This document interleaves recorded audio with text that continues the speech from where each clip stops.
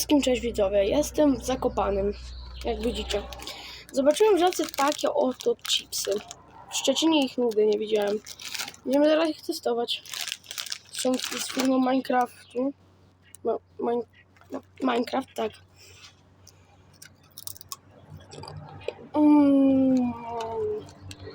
Są bardzo dobre.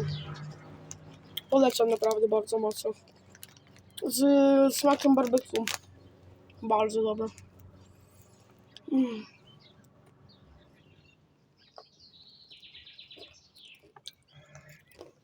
Pokażę wam tutaj, jak tutaj jest.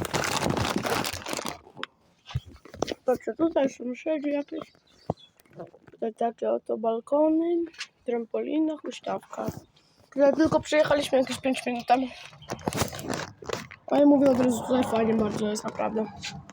Polecam im Zakopane jechać i chipsy. Pa.